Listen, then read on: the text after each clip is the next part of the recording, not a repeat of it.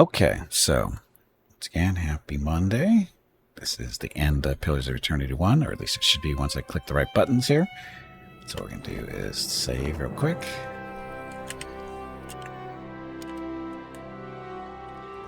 And maybe. Welcome back. I never left. I never left. So anyway, let's see where this takes us. Speak the command to activate the machine. There's a shrieking of stone grinding against some stone as old cogs loosen and begin to turn. You have only moments before the souls will be sent into the Adra vein. This will be your only chance at redirecting them. Send the souls back into the reincarnation cycle. Return the souls to the bodies they were intended for. Entropically disintegrate the souls, ending their existence. Well, that seems awfully odd. Distribute the essence of it to existing souls in Deerwood to strengthen them. Disperse the souls to an unknown location. Disperse, that doesn't sound like the right word there. Send the souls back into the cycle, reincarnation cycle, because that's what they're supposed to be, right? Because we don't know what... Don't want to discern. Turn the souls to the bodies they were intended for. But they're going to be kind of empty. Well, how'd that work? If they're into a soul, the little kids' bodies, how would that work?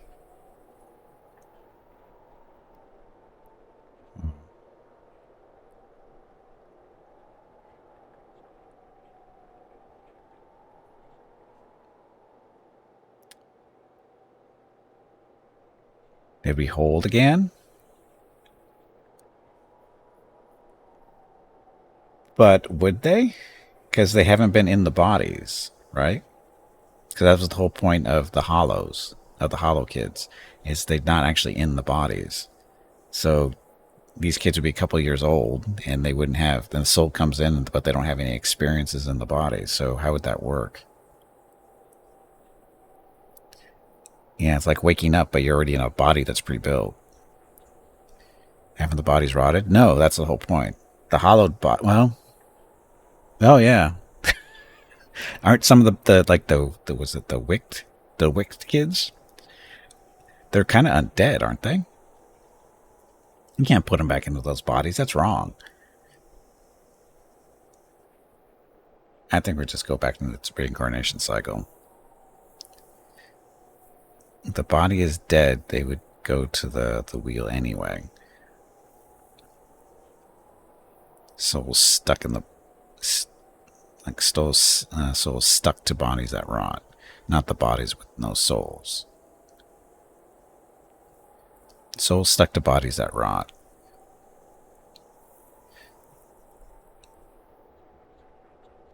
Yeah, that's right, because the way they described it earlier, way back when, was the undead, the reason they eat bodies is to absorb their souls, because they need those souls to keep on going? Or the energy from that? That's the whole reason for why the undead go after living bodies, or living people, is to basically eat their essence. So there's a soul in there. I'm going to just send them back to the reincarnation cycle. This is the most logical way to go here, because that way you know they're going back into the cycle. Undead are souls stuck to bodies that should have been departed, right? So yeah, so this makes no sense, actually. 2 makes no sense. Recycling it is. We're recycling the bodies. You close your eyes and expand your perception outward, taking the immense totality of the tens of thousands of souls orbiting the chamber. You grasp of the souls as tenuous. You find yourself fighting to keep them all within your influence, and you can feel them slipping away from you as the machine gains speed. A brief moment comes when it feels as though you hold all of them at once, and their force is so great that it feels as though they will tear you apart. In that moment, you dedicate your entire being to bending their orbit, channeling their flow in a new direction. Dum dum dum. At your command, the ancient device became your instrument, spinning to life with deafening resonance and gathering up the swirling essence like thread on a great spindle. There, In the pale, pulsing glow of the machine that set you on this path long ago, you summoned all your strength, focusing on your objective and blocking out all else. With a single concussive blast that rocked the chamber and sent you tumbling to the ground, you freed the souls from their stasis. Exhausted, your consciousness slipping away, your last sight was of the machine, dark and dormant. Then your eyes closed, and sleep welcomed you at long last. I finally won the slot After machine. coming to and searching for some time, you discovered the route Theos used to enter Sun in Shadow, and embarked on a long and arduous ascent back to the surface. You emerged in Ter Evron after days of tunneling through the rubble Theos had left behind, and when you stepped into the daylight, you were faced with a different Deerwood than the one you had left. At your direction, the lost souls of the Hollowborn were funneled back into the churn of Bareth's wheel to find their way into new vessels and partake in the life they had been denied during Widewind's legacy. Though parents of Hollowborn would remain just that, the end of Widewind's legacy would bring about a spate of new, healthy births, with many of the infants bearing souls once meant for Hollowborn children. The natural cycle of life and death had been restored to Deerwood, and with it came a renewed faith in the providence of the gods. Though you had killed Lord Radric in his throne room, so strong was his drive to rid his land of Eothasians that he returned to life as a death guard, Oh, great. a deathless crusader for his brutal cause. With the remains of his humanity stripped away, Radric came to see all the people of Gilded Vale as worshippers of Eothas, and one day he led his forces into the village personally to see them all purged from his lands. Gilded Vale was left a hollow shell, its buildings ruined, and its people slaughtered. Even travelers and would-be squatters knew better than to take refuge inside its borders. Guess I shouldn't have killed him, huh? Lord Radric returned to Radric's Hold, where he remained, keeping eternal watch over his barren domain. Following the assassinations of Duke Avar Wolfgren and Lady Webb, Defiance Bay was thrown into political upheaval. In the ensuing weeks, the streets had become the domain of looters and blackguards. Few dared to step outside their own doors alone or unarmed. But once the dozens had regrouped in the wake of the riots, they quickly put an end to the criminal activity. They patrolled the streets in droves and administered their brand of law on any perceived offenders. This was not the erratic justice of the mob, however. The dozens had taken to heart the strengths of their adversaries, the Knights of the Crucible, and emerged as a far more organized, disciplined force. With the waning strength of the other Defiance Bay powers, the leadership of the dozens took the opportunity to establish its own group as the dominant peacekeeping force in the city. The dozens would soon find themselves overwhelmed by the problems of a leaderless metropolis. But they found an uneasy new partner in the surviving forces of the Crucible Knights, who understood the city's infrastructure and were able to keep the worst of its problems under control. Though the machine atop Ter Noaneth had been disabled, it had not seen its last use.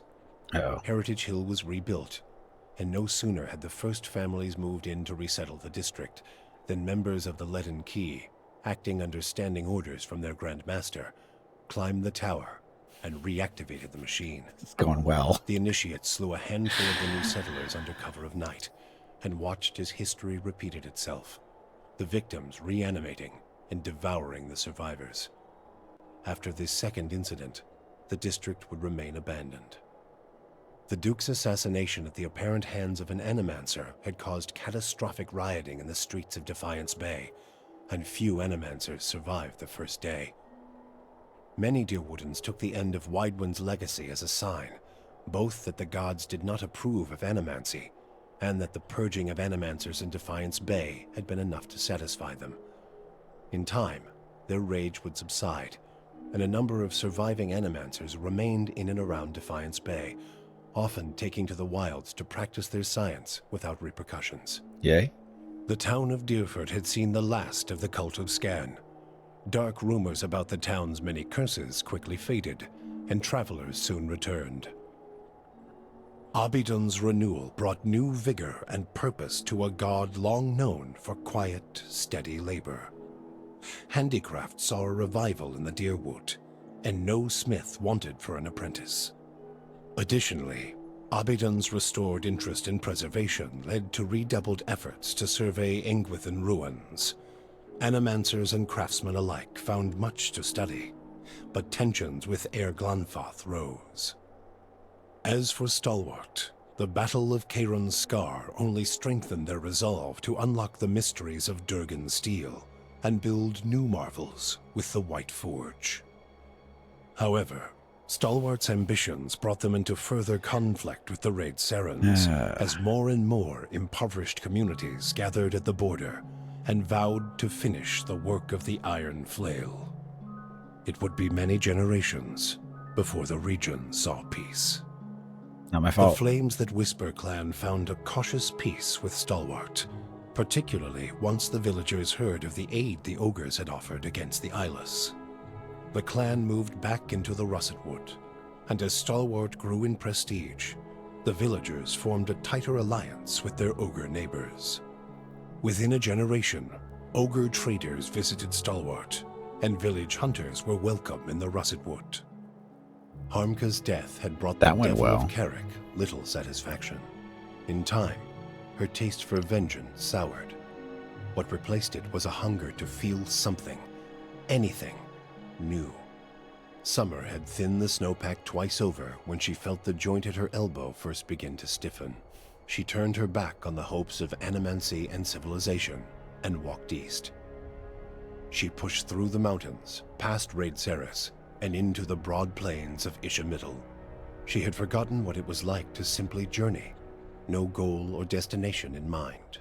Though she felt nothing more than the steady thump of her feet on the road, the endless horizons and grassy meadows were new to her. She measured her time in the gradual rusting of her body and was satisfied. Her movements slowed, but so did the world around her. Waist-high grasses undulated and tacked in the wind, as gradual as the tides. Sparrows and blackjays made steady pilgrimages across the sky, each flap of their wings a solemn salute. She could hardly move when she found something she had never seen before, the ocean. With the last of her strength, she pulled herself beneath the water, content at last to feel the movement of currents and the constant caress of the waves. Hey, Beacon, welcome back. Free from the burden of her memory, Maneha soon left the gift-bearers and resumed adventuring. Now that she had a taste for the world, she wanted to experience it anew.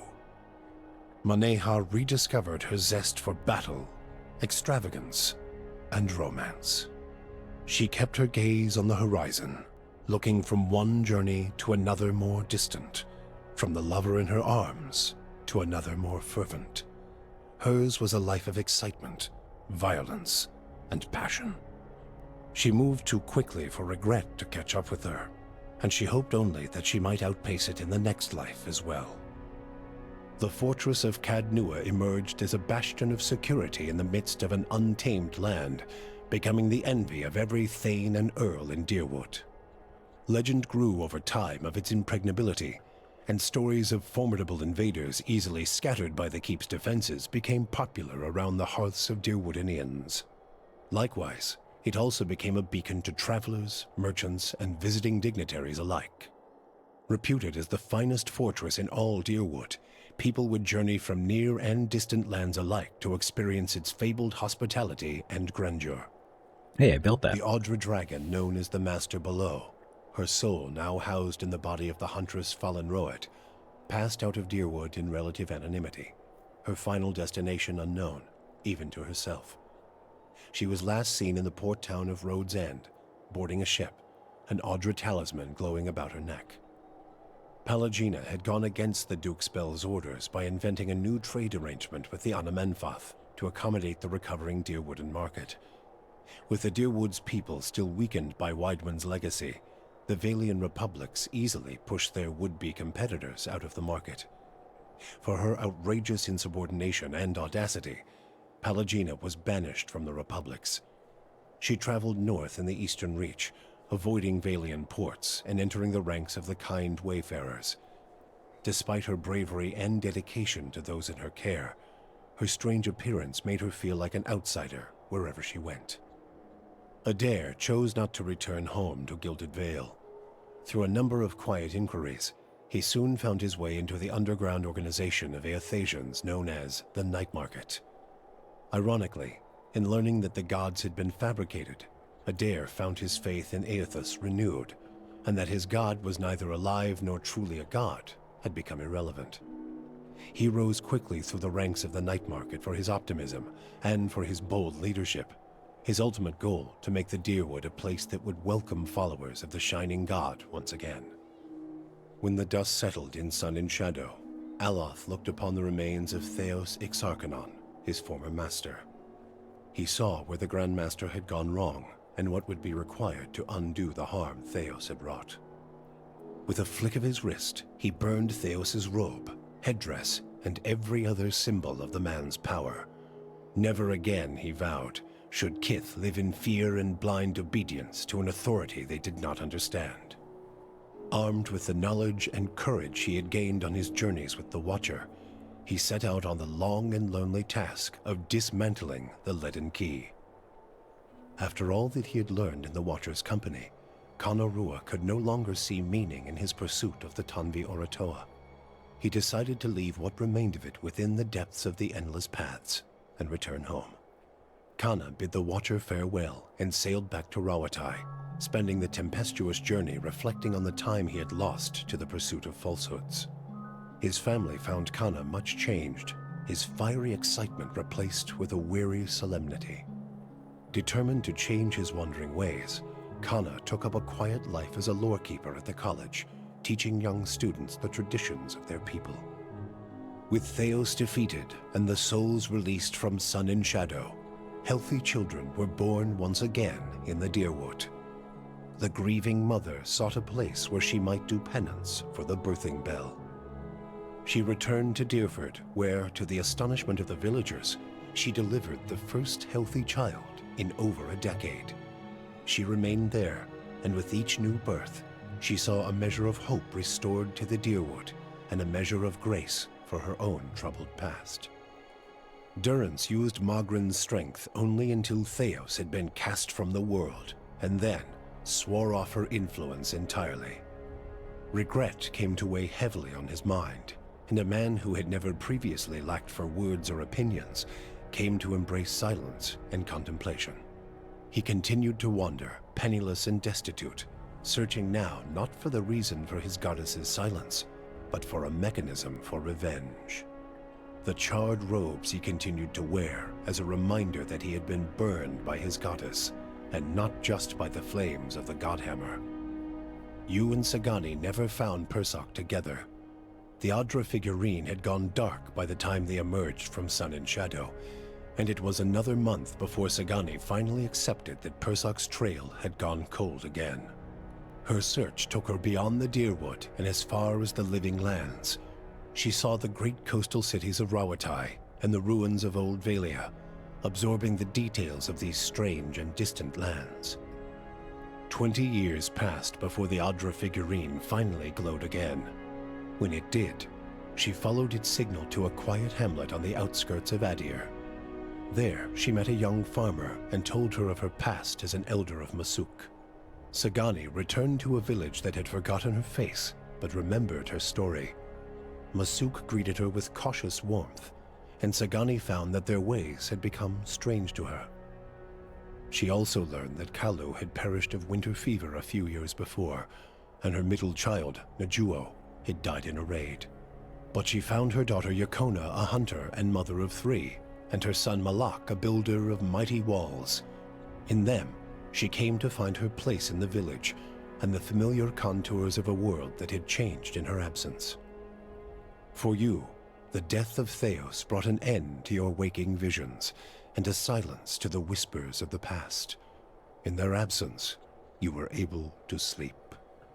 The questions of a distant lifetime ceased to trouble your soul. All that remained was what to make of the answer.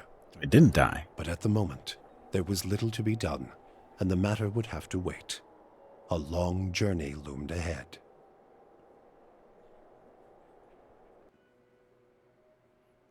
So it didn't die doing that. Almost disappointed. But that's that. Okay, so that's Pillars of Eternity 1. We won, I guess. So, next is Pillars of Eternity 2. Only problem is I have to download it. It'll take approximately 20 to 30 minutes, maybe. We'll see. Because I forgot to download it ahead of time like an idiot. So, yeah.